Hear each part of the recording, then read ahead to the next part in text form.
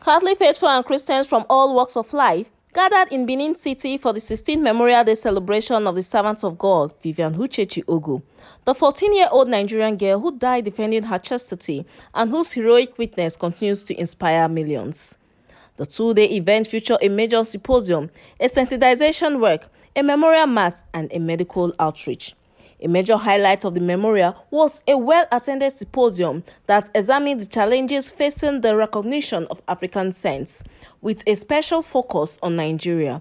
The event focused on the theme, the paucity of African saints, limitations of the Church in Nigeria. The keynote presentation was delivered by Reverend Father Stephen Dumbiri, who set the tone with a deep and comprehensive analysis. He explored how African spirituality, though deeply rich, often struggles within canonical structure due to insufficient documentations, limited historical records, and the absence of verified evidence required for sainthood processes. When you talk of African saints, you are simply talking about those who are in heaven. So when we're talking about paucity, obviously we cannot be talking about paucity of African saints, because many of our forefathers and many Africans have entered heaven. We can only be talking about paucity of canonized African saints. The process of canonization in the Catholic Church functions as both recognition of heroic virtue and a model for Christian discipleship. However, the African continent, despite its rich Christian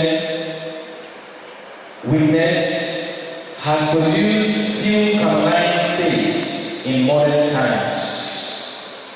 Nigeria, you can imagine, one of the largest and most dynamic Christian nations in Africa, is yet to have any officially recognized saints. The procedural demands, including detailed documentation of miracles, rigorous investigations, and theological reviews, even the languages to be used, faithful diocese with resources and expertise, and are familiar with these processes. African churches often lack the personnel and finances to sustain such lengthy and costly processes. We also have the issue of lack of awareness and advocacy. Many potential African saints remain unknown beyond local communities due to inadequate advocacy and limited documentation. We also have the issue of cultural misinterpretation of holiness. African spirituality is characterized by communalism, ancestral reverence, and symbolic expressions of faith. These may not align neatly with its Western categories of sanctity recognized by the Vatican. As a result, African models of holiness risk being misunderstood and undervalued in the global church. His presentation invited participants to consider not just the holiness of individuals, but the systems required to recognize and celebrate that holiness. Moderating the event was Reverend Father Daniel Iyangbe, whose steady coordination guided each session, ensuring that every panelist had the space to present their expertise and every topic was explored with clarity on the cases of alleged miracles and the challenge of medical certification. Professor Andrew Obi explained the stringent criteria required by the Church to confirm a miracle, noting that many claims fail not because the events are not extraordinary, but because they lack medical, photographic, or verified documentation. The review for the canonization of saints in the Catholic Church is a very lengthy process. Not just lengthy, it's lengthy and rigorous, involving series of investigations, reviews, and approval by church authority.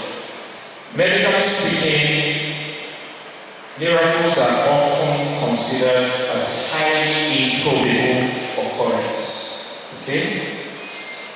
Where a disease or health-related occurrence appears without conventional treatments. So you may not have any scientific explanation for what has actually taken place. Medical miracle can also be considered as the realm of unexpected recoveries that physicians or medical experts find near impossible to believe. It's true that there are real miracles. It's also true that you will also have good documentation of these events.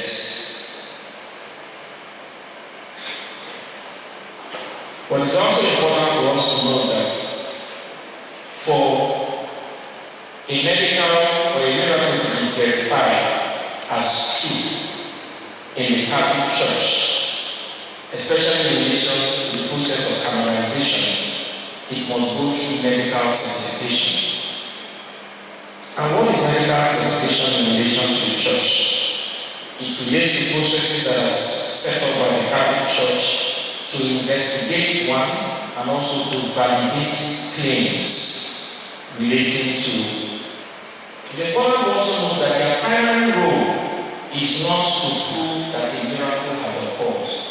That doesn't come within their body. It's to look at the evidence before them and determine if the cure is inexplicable by current scientific standards or knowledge or natural means. And so you need to look at the two divisions. The issue about proving whether a miracle has occurred goes through theological review, and it's the final decision must be taken by the Pope. So that doesn't fall within the purview of the medical review or the medical board. So their role is to look at the evidence before them and to establish that this miracle is inexplicable, that it cannot be explained by current scientific medical knowledge. Dr. Gerard Forel, a consultant pathologist, Senator Roland Obier, and Per Eziashi examined the medical preservation of relics and African traditional burial practices, challenges, and how they affect postmortem examination. They stressed that without proper authentication of remains, relics cannot be used in future veneration and canonization stages, especially the exhumation of bodies.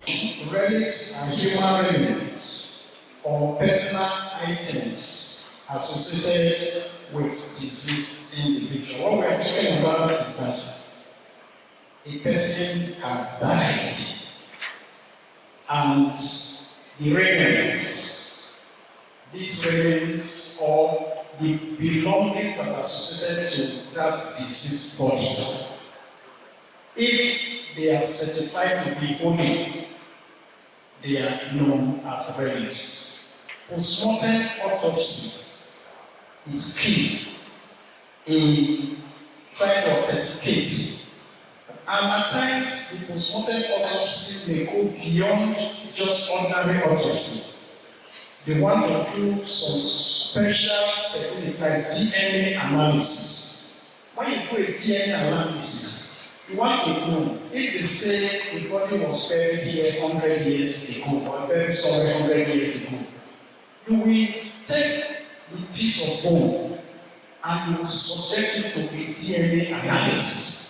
It will tell you if they say the history says that it is a male or it is from this heritage, and by the time you analyze it and you do one or two things, it will give you that information about that relics. In the Catholic Church, relics are not medical or artifacts. They are visible signs of invisible grace, tangible witnesses to the mystery of sanctity. The Catechism of the Catholic Church, number 34-36, reminds us that the religious sense of the Christian people has always found expression in greater form of piety, venerating relics of the saints.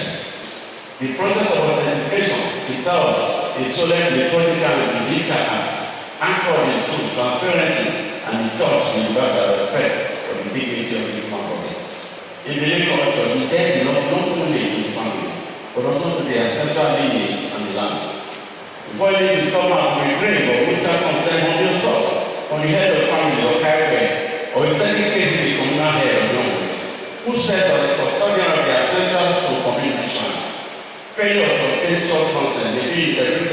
as a spiritual act of invoking communal opposition. The church, therefore, was engaged traditional custodian early, not as a adversary, but as partners in sacred stewardship, the spiritual integrity of the body. Now, coming to the tradition, issue of exhuming somebody who has already been buried for examination, it is done, but with some sacrifices. It's not like a mission lady who is married by a Lagos man, and God called mission lady. And the Lagos man said, I want to bury my wife in my place. He had to make some sacrifices to the Asian people. Because traditionally, when an Asian person marries an outsider, if God calls her, you bring her back to the family.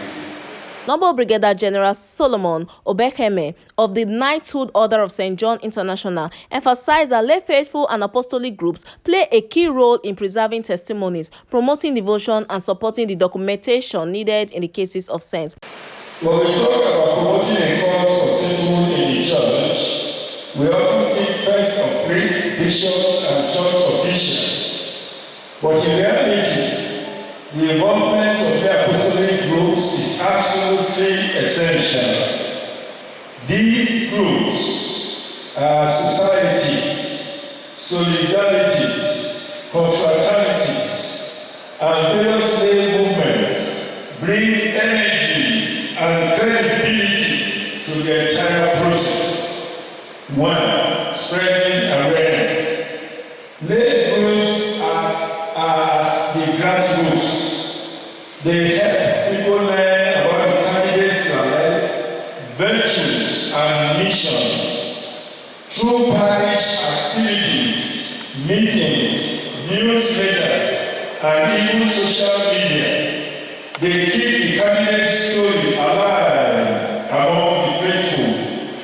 Without this grassroots awareness, a cause cannot grow. Many lay faithful are the ones who actually know these candidates. Is that not correct? Their stories, memories, and personal experiences are invaluable. Vivian Ogu lived amongst persons, worshiped in a parish, was in some lay apostolic groups. Those persons are the ones who interacted with her on a daily basis. Thus, they can attest to our virtues, to our qualities, to our behavior, to our mannerisms, to our character. They help gather testimonies, supporting the work practically. How do we do this? A canonization process involves research, publications, postulators, and many administrative steps. Lay apostolic groups help through fundraising, organizing events, and producing devotional materials. Their support ensures the process can move forward effectively. Professor Joseph Osaige, Department of History and International Studies, stressed the importance of proper record keeping and early documentation, noting that many potential saint stories are lost due to poor historical archives. Let's investigate their lives, virtues, and miracles. So we have got a documentation of the activities, which means all activities on our for instance, we like one of the commission for analysis and documentation.